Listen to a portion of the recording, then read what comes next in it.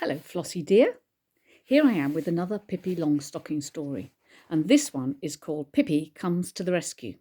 And I'm very pleased to tell you, Floss, that in Bakewell I found another Pippi Longstocking book.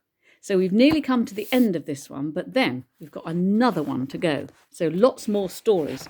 The only trouble is no pictures, or not many. So anyway, here we go. Pippi Comes to the Rescue.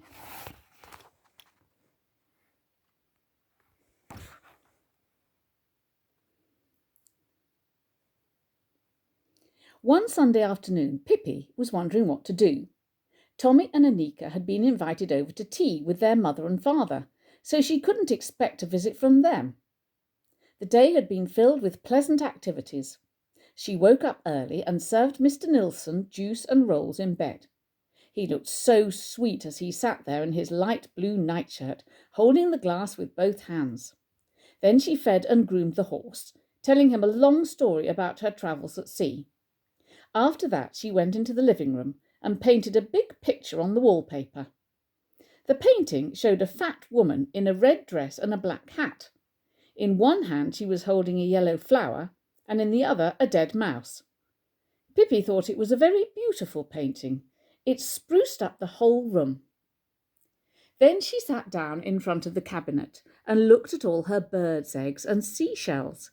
They reminded her of all the wonderful places where she and Papa had collected them, and the nice little shops around the world where they had bought all the fine things that were now in the cabinet.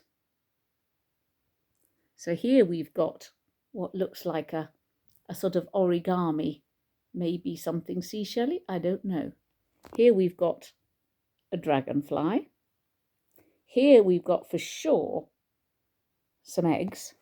Hang on, I'm not showing them to you very well. Some eggs. And here we've got a nice china teacup. Oh, and here we've got a feather. I'm not making a very good job of it, Floss. But there we are. That's the whole caboose. That's her cabinet of bits and pieces. I'll try to do better with the next page. No pictures. After that, she tried to teach Mr. Nilsson to dance the polka, but he didn't want to learn. For a moment, she considered trying to teach the horse, but instead she crawled inside the firewood box and closed the lid. She pretended that she was a sardine in a sardine tin, and it was so annoying that Tommy and Anika weren't there so that they could be sardines too. But now it was starting to get dark. She pressed her little potato nose against the window pane and looked out at the autumn twilight.